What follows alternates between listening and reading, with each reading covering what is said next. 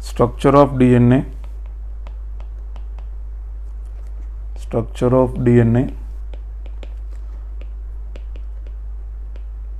dimensions of DNA, and bonding in DNA.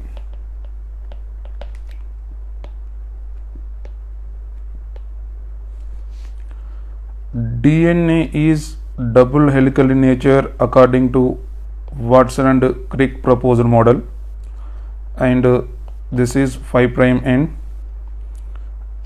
and this is 3' end, this is 3' and 5' end, and polarity is always anti-parallel in nature. Polarity is always anti-parallel in nature. Next, 5' end having phosphate moiety, 5' end having phosphate moiety, and 3' a free hydroxyl group, that is 3' end having a free hydroxyl group, and this is phosphate moiety. And if you take the dimensions, and this is what we can call it as major groove, and this is minor groove. One major groove and one minor groove, together call it as 1 ton or 1 pitch. The length is 3.4 nanometers or 34 angstrom units. So this is we can refer as first dimension. And the length between two consecutive base pairs is 0.34 nanometers or 3.4 angstrom units.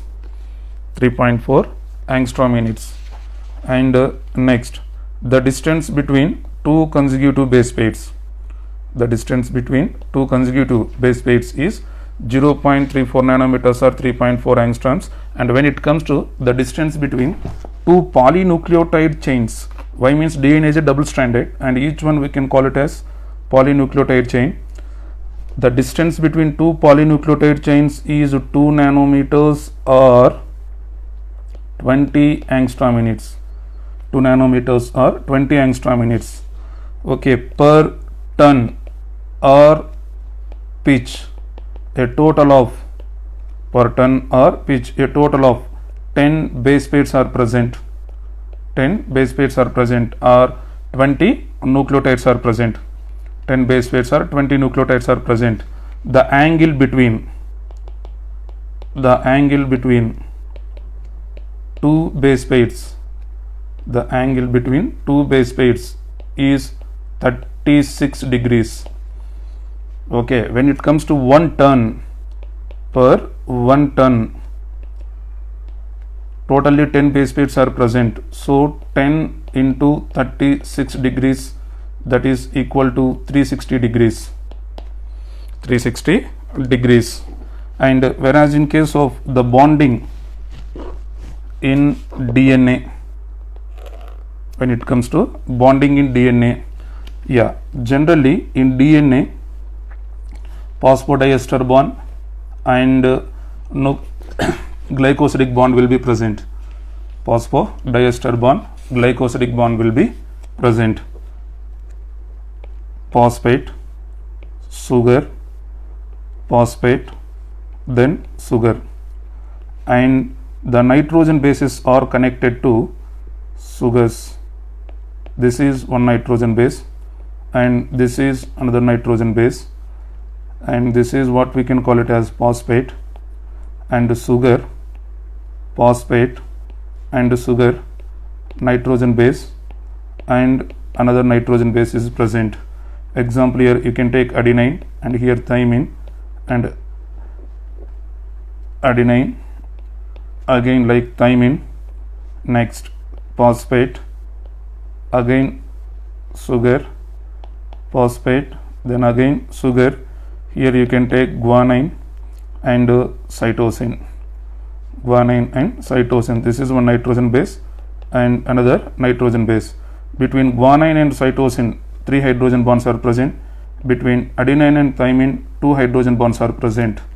Okay, the bonding between nitrogen base and sugar, we can call it as, this is glycosidic bond, N glycosidic bond, N glycosidic bond, and this is what we can call it as, between sugar and phosphate molecule is known as ester bond, ester bond, and this is also another ester bond, another ester bond. Ester bond will be present.